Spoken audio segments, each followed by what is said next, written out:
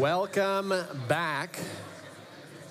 Raise your hand if you're a college student and you're like, I'm pumped to be back. Pumped to be back. Yes, we have missed you, all right? We've missed you. It's been nice to not have lines at restaurants. Maybe we can actually get places around downtown. But Treeline, we really like you here. So we're excited for the fall. Man, if just to double kind of tap on what Andrew said, man, if you're not part of Salt Company and you're just kind of here checking out churches in the area, we would love to be a church home for you. Also, like, the thing we want is to push you to Salt Company. It's an incredible ministry here in the city, and it's really the place you're gonna meet your best friends and have the time of your life, all right? It's also where I met my wife. So, yeah, you could be looking for many things, all right? We talked about planting Salt Company, or planting this church 2 years ago. Let me tell you something else that started 2 years ago. We began this conversation in our household that went like this. Steffi said, hey, we've got a couple kids now. We have three now, actually, but this was when we just had two. And she was like, the house is pretty messy. We live in the woods. We're always cleaning constantly. And I really think it would make our lives just better if we bought one of those kind of robot vacuums. Like, those little things that you kind of hit a button and it just, like, you kick your feet up, drink wine, watch TV, and then a robot does all the chores, right? And she was like, hey, I think we should get one of those. And I was like, yeah, I do too, but we started a church, not a law firm. What are we, rich? Like, we're gonna have a robot do our chores? Like, there's no way we're gonna be able to afford that. I didn't know anything about these things. I figured they were just for rich people. Still kind of am convinced they are, but this conversation continued happening. So very quickly, it was no sympathy. It was just like, are you kidding me? No, we have a vacuum. And she's like, yeah, we got our vacuum on Craigslist like 4 years ago. It was used up when we bought it. And now, like, maybe on the lowest setting, you can get through a whole house before it runs out of battery. And I'm like, yeah, that works great. Like, what are you talking about? This is a beautiful vacuum. It's like an old Toyota with 400,000 miles on it. Let's keep it going.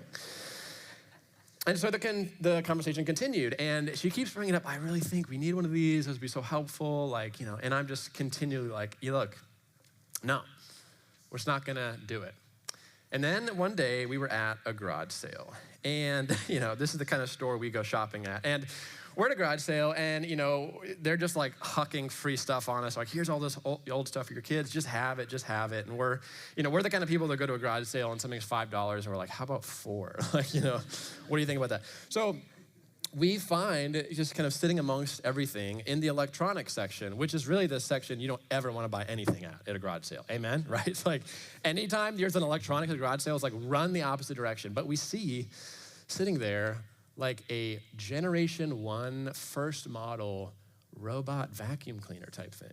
And Steffi's like, this is $10. And I'm like, that is so unfortunate, because I think we're gonna have to roll the dice on this, right? We've had so many conversations. And so we buy this vacuum, and it had been used like one time. It was brand new in the box. Really, like, every single thing was there except one thing, and it was the remote control. And you know how this goes. So we have this little robot vacuum that's now part of our family. Our kids have named it Wall-E because they love the movie Wall-E, and this is literally the robot that deals with our trash in our home. And this he's like a cute little friend, right? And so our kids run like, Wall-E, boop, hit the button and just like send him around, and he's like running into stuff, He is, I will say this, probably not worth $10, okay? And I mean that with like all affection towards this little creature. Genuinely, he's part of our family. We enjoy him, but it was way too much to pay for the kind of work that he does in our home. And here's the problem with Wall-E. He has a power cord. All of his sensors still work. So he'll like drive up to a wall and be like, eat, and stop, and kind of, okay, there's a wall here, and go back.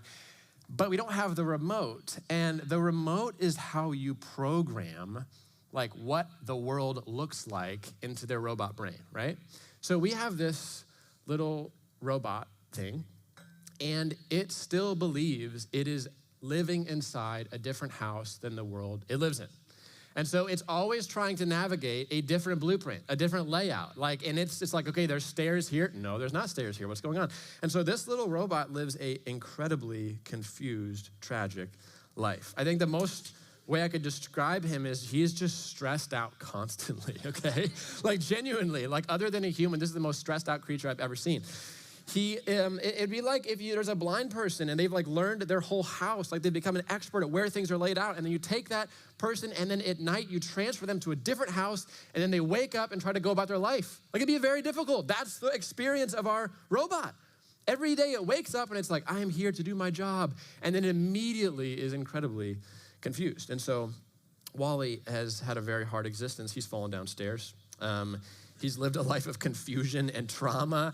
He's always under the couch for some reason, like always under the couch, like just off-roading on the cords, and you just hear him like, like trying to suck up stuff. And he's like done this so many times that all of his, like the kind of wispy things that pull the dirt and all the little broom things that spin around, they've all broken off except one. So there's like one single one that just kind of sweeps around slowly and collects like a third of the dirt on the floor. So Wally, when he's going around, he gets about 30% of the dirt that he runs over, and he maybe covers 30% of like the floor. And that's it. That's what we got. That's our little robot vacuum. And the remote's $80, so we're never buying that.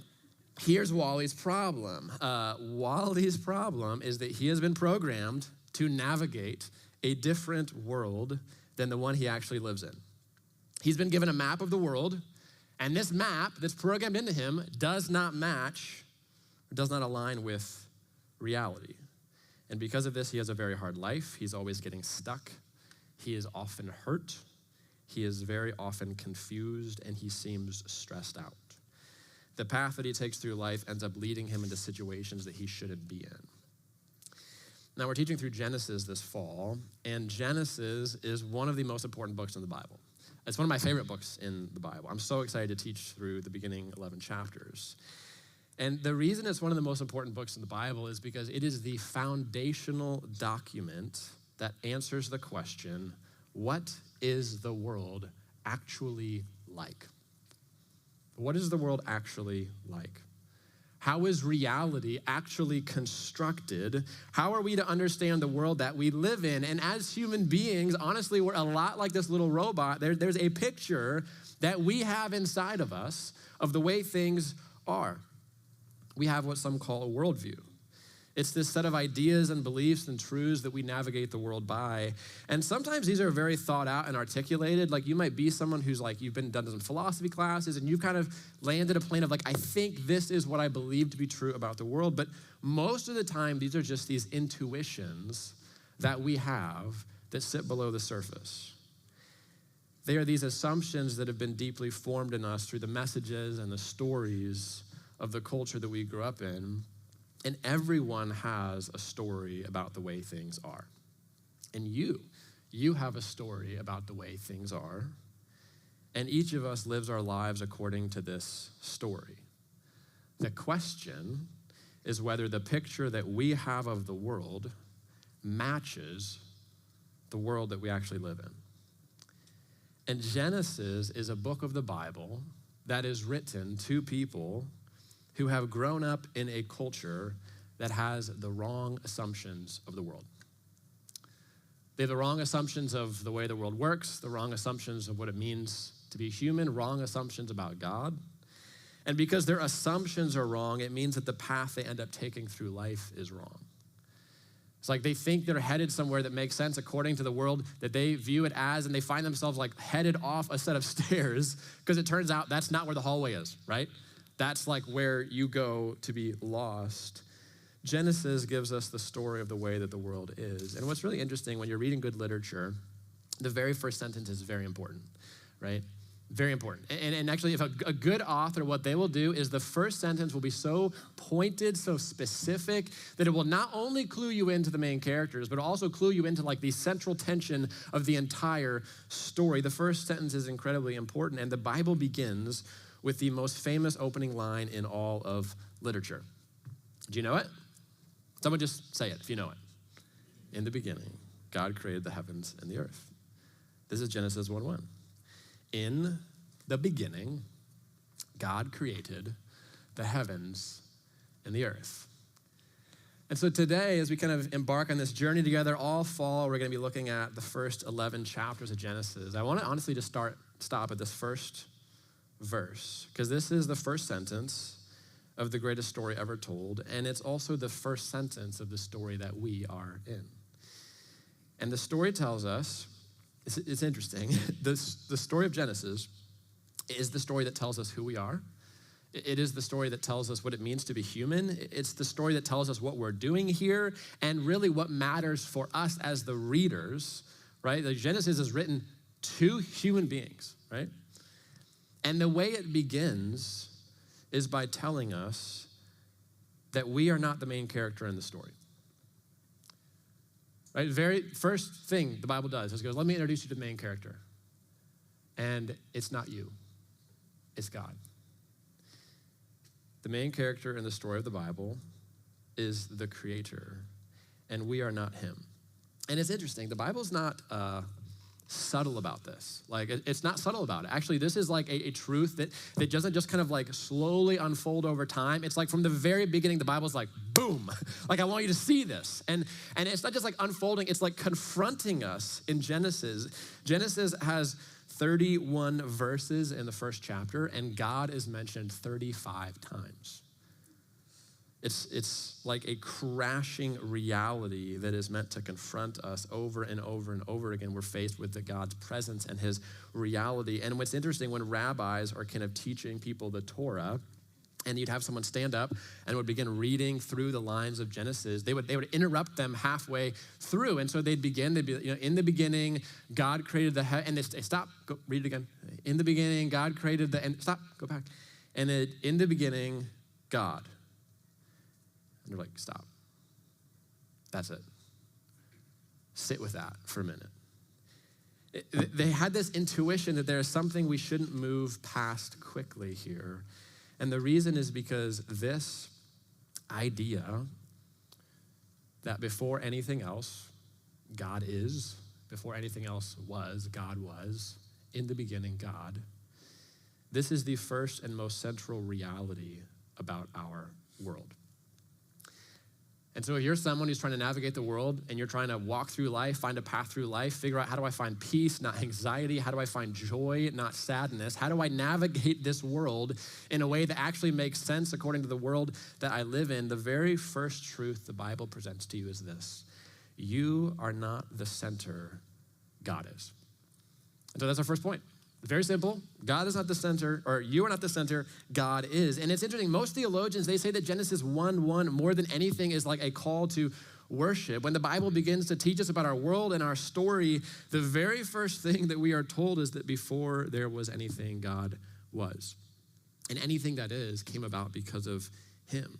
And what this means is that who we are, what we are, what our lives are about, they can't be understood or they can't be navigated. They also can't flourish apart from him, right? God is the one who is previous to everything else. He is before all things. He created all things. He's over all things. He's the one on the throne. And he's also not abstract or unknowable. But even in this verse, you realize that God's speaking about himself. He's revealing himself. He's personal and invitational. He can be known and interacted with. And actually, the whole story from the first sentence to the last is this invitation for us not just to know things about him, but to know him and actually to be joined in deep relationship with him. Genesis, as we're going to continue reading this fall, is not a simple book. It's actually an incredibly complex, sophisticated work of literature, probably one of the most sophisticated works of literature that's ever been penned by human hands. And it's speaking to the deepest questions that human beings have ever had, these questions that still echo in our souls today. And the thing you need to understand is Genesis is a literary masterpiece. I mean, it really is. Like, we're going to kind of uncover some of this stuff, but there's still a bunch of stuff that, like, we're in this room, we're going to scratch the surface of. Like, it is a profound masterpiece of literature, and every single line has been crafted and chosen, and it starts the way it does for a reason. And the reason is because if we get the beginning of the story wrong, then all of it will be wrong. If we focus our lives on the wrong thing, then the whole of our lives will end up being lived in the wrong direction. And the reason Genesis starts this way is this: because if God is not at the center of our story, then we will place ourselves at the center of our story. And this is the second thing. The reason that this starts this way is because if we don't rightly view God as the center, the first, the foremost, that everything focuses around him, if he's not the center of our story, then what's gonna end up happening is we're gonna place ourselves at the center of our story. It's interesting, the very first truth we're presented with is actually an attempt to unwind the very first lie that humanity was ever told. We're gonna get to this as the story unfolds, but let me just pull back the curtain a little bit. If you're not familiar with Genesis, as the story unfolds, it turns out that God didn't just create the heavens and the earth, but he creates this specific place in time and space called the Garden of Eden, and he places humanity there, and then there's this lie, this untruth that basically slithers into the garden. And here's the lie. It's centered around the idea that instead of listening to the voice of God, humanity could simply listen to their own voice.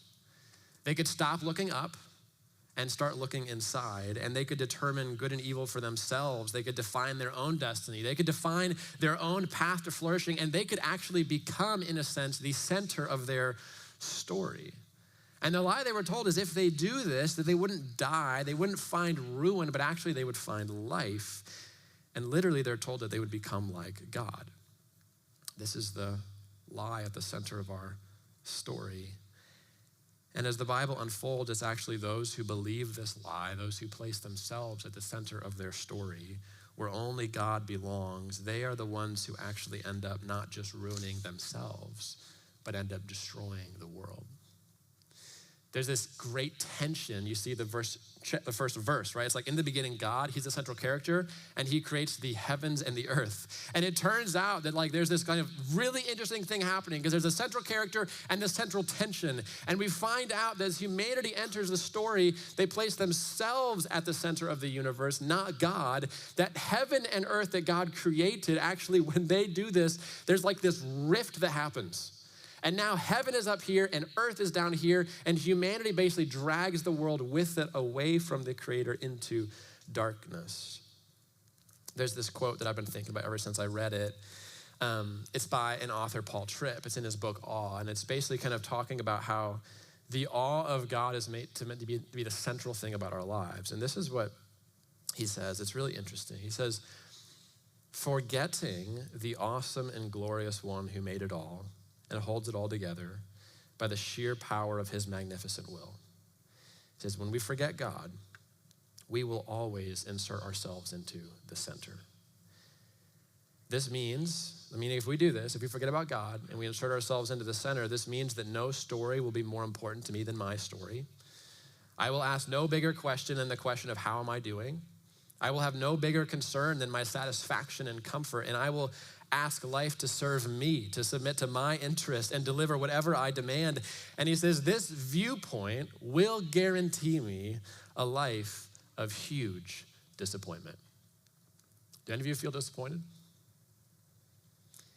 He says, not only that, but it is also an insane way to live. Why? Because I am not the center of all things. The world will not do my sovereign bidding, and God will not offer his awesome throne to me. He says, awe of self, worship of self, underlies every form of destructive living. Here's the thing I've noticed in our culture today as I've had conversations with my own self and other people and trying to discern what's just the water we swim in, what do we think about the world? Well, here's what I have come to believe.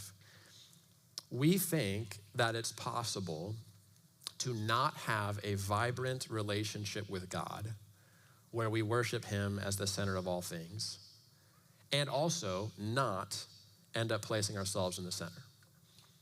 In other words, we think it's possible to not worship God and also not worship ourselves. And the whole story of humanity, the whole story of your life is actually telling you the opposite story. It's evidence that this is not true. It's actually only when our lives are lived in proper relationship with the God of the universe that we can begin to live in proper relationship with ourselves as well as those around us. And so what is the story today that you walked into this room living your life from? Who sits at the center of your story? Is it God? Or is it you? And only one of these things can be true. And which one is true, whichever one is true, will determine the trajectory of your life. And here's what the Bible unfolds and teaches us, is this is the third thing. If we live as though we are the center of our story, our lives will be filled with anxiety and misery and ruin. It's so interesting what happens in the story of the Bible, because the people who are looking for life are told, if you just place yourself as the most important central thing, then you can try to structure things to go your way. And it turns out when you do that, you don't find life, you find death. You see, everything that is broken and dead and dying in our world is actually because of this inversion. And in the simplest sense, this is just what sin is. Sin replaces in the beginning God with in the beginning me. Right? It's not about abstract rules and commands. It's really about whether we are living according to reality, that God is the one on the throne, or whether we try to live as though we are. Here's how he says it like this. He says, this is what sin does to us all. He says, at a deep and unnoticed level, sin replaces worship of God with worship of self. It replaces submission with self-rule. It replaces gratitude with demands for more. It replaces faith with self-reliance. It replaces vertical joy with this horizontal envy. And it replaces a rest in God's sovereignty with a quest for personal control. We end up living for our glory, where we set up our rules and we ask others to serve our agenda.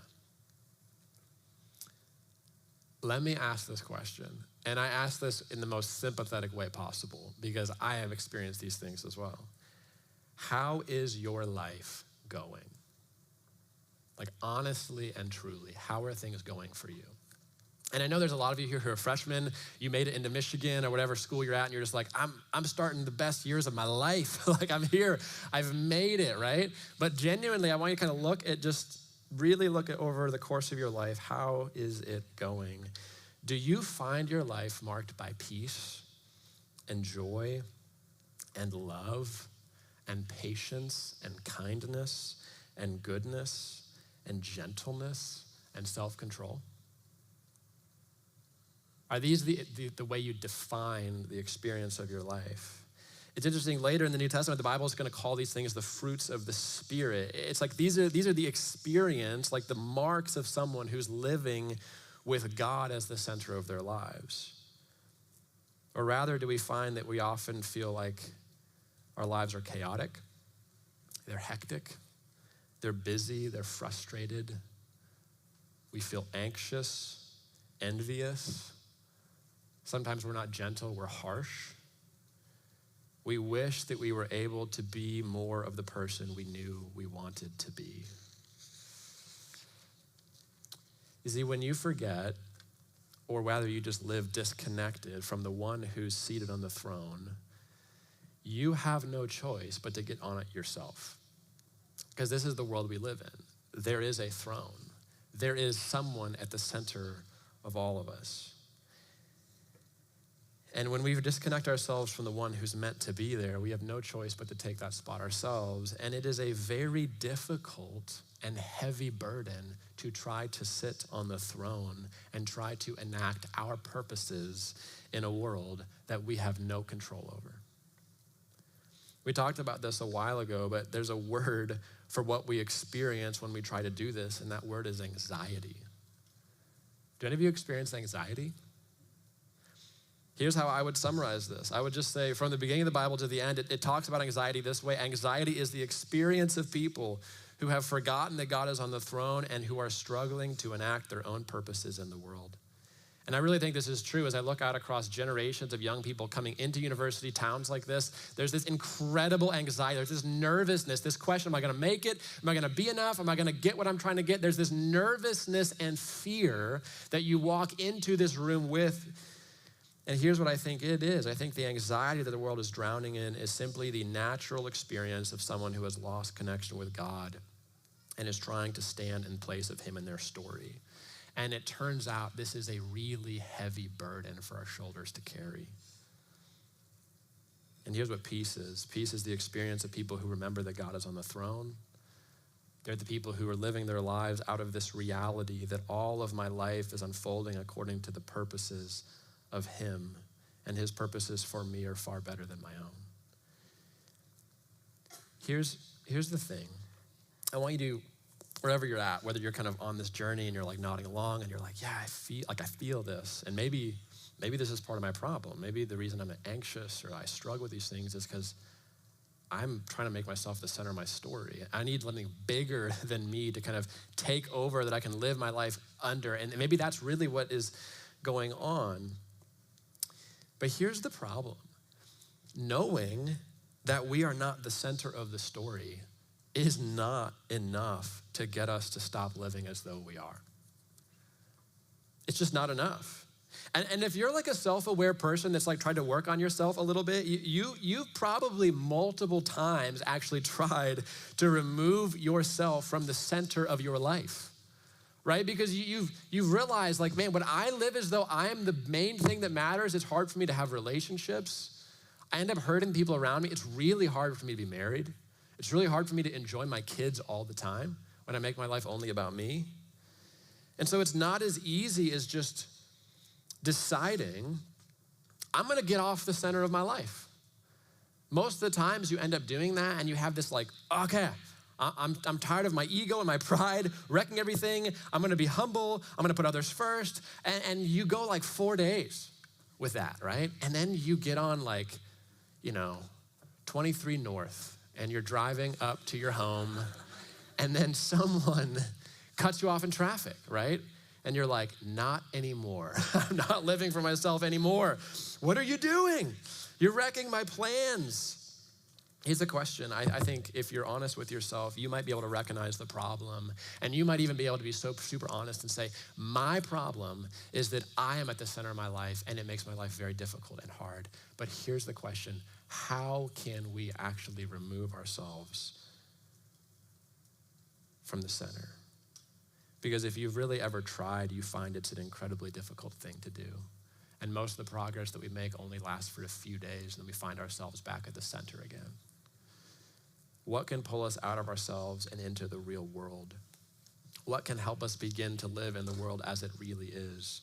Here's another way to ask the question. How can we begin to stand in awe of and love and worship God when we can't seem to get our eyes off of ourselves?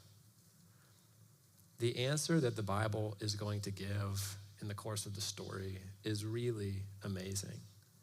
It's that those who are lost in the dark actually need somebody to come and find them. Here's the fourth thing. If you are no longer able to look up because you are so focused on yourself, you actually need a God who's gonna come down and find you. This is where the story of the Bible leads us. It's interesting, most of the stories that are in our culture and the stories that we grew up with, they're in our movies, they're in our songs, they're in our television, they're just like in the normal cadence of conversation. Most of the stories that have shaped our lives basically say something like this. They say, well, maybe there is a God, maybe there isn't, but if there is, he is distant and removed and he's impossible to truly know or understand. Certainly he isn't a being that can be interacted with in as real of a way as you could interact with another human. These are the truth claims about the way the world is, and this is just what's in our culture. And what's the problem about this is what you believe. If these are the things that have formed you, then you're never gonna give your mind and your intention and your ambition and your strength, indeed your whole life, in pursuit of knowing your Creator. But the reason the Bible starts this way is because it's saying, no, there's actually a different story. The world is not the way you think it is. Actually, there is a God and there is a Creator, and not just that, but he is knowable. He reveals himself. He's personal. He can be related with as though he is a friend. It's interesting, Genesis is not trying to convince us that there is a God.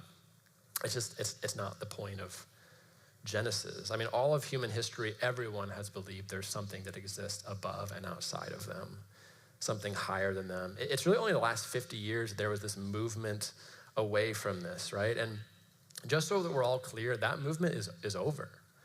Like it really is. This idea that the world is just material, there's no spiritual reality, there's no divine being or beings above us. This was a philosophical idea that popped up about 50, 70 years ago, and it kind of started and it gained some steam, and it is dead. It's done. It had no lasting resonance with humans. It didn't answer any of the important questions. It didn't make sense of the biggest sets of facts on the ground. It didn't help create a better world by every single metric available. Secular atheism is not a growing force in the world. It is shrinking. The world is not becoming more secular. It's becoming way more religious. And so the question through human history has never been if there is a God. The question has always been, what is he like?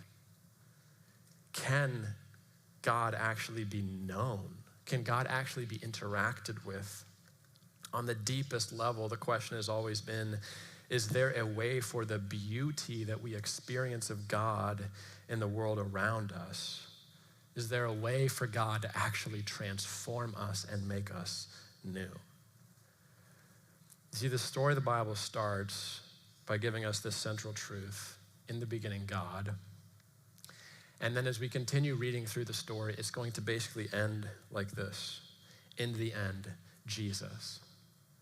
You see, it is amazing. God creates the heavens and the earth. It's the very first thing we're told is that in the beginning, before there was anything, there was God. And then God creates the heavens and the earth. And as the story continues on, as humanity falls into sin, drags earth away from heaven, God is going to do something that's going to join these two things back together. And the end of the story is that heaven and earth come back together. And at the very center of the new heavens and the new earth, there is a man, Jesus Christ.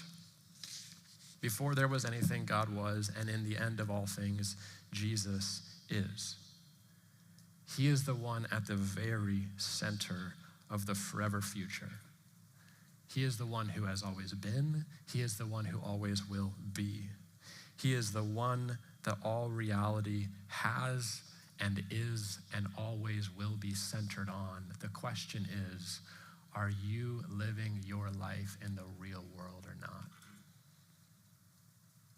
Is your life and the story you're living according to also centered on him? Here's what I want to do. I honestly just want to invite you, wherever you're at, to consider that question. It's a deep question. Like the idea that there is a God who is not just out there, but is knowable and is real and is personal and wants a relationship with you, that is not a small idea. Like that is a profound, earth-shaking truth claim. And if it's true, it's like the thing that matters. The only thing that matters. Like if there's a creator and we can know him, it's not like, man, do I want to do that? Or do I want to go to the Olympics someday? It's like, what, do you have a gold medal that you can bite on? And like, this is sweet. It's got a piece of the Eiffel Tower in it. Or like, I know the creator of the universe who is before and above all things. This is not a simple kind of small truth claim that you can put in the corner of your life and go, man, maybe that's true, maybe it's not, I don't know. I'm just gonna keep moving on with my life. No, this is something, if it's true, it should be the one defining thing about our life. Right? Either your life is gonna center on God or it's gonna center on yourself. Genesis starts by saying, hey, let's get the central thing figured out. We're not the center of the story, God is. So whether you're at someone who's coming in and you're saying, man, I'm looking for a good church, I'm a Christian, I wanna follow Jesus, or honestly, whether you're here and you're just like, dude, I don't know about this Jesus stuff. Honestly, I went to a house party and they said, come hang out with us. I got in a car and we drove to church. And that, I don't know, like I'm just here, right? I really just wanna invite you into this journey with us. we, this whole fall, are going to be journeying through this book of the Bible that is like the oldest story that we've got. Like, this is ancient. And I'm telling you, as you unfold these stories and the pages here, you are going to find that it speaks directly to the things you are facing in your life today. And you're going to find that it actually explains your world better than you can explain it today. And if you believe in these things and you allow these things to shape your life, you will not be like that person that stumbles around in the dark, that is anxious and filled with pain and wounds. You're going to be the person that actually begins to stand up and say, I'm beginning to have peace for the first time in my life. Because I haven't just come to believe there's a God, I'm actually coming to know what he's like. Let me pray for us.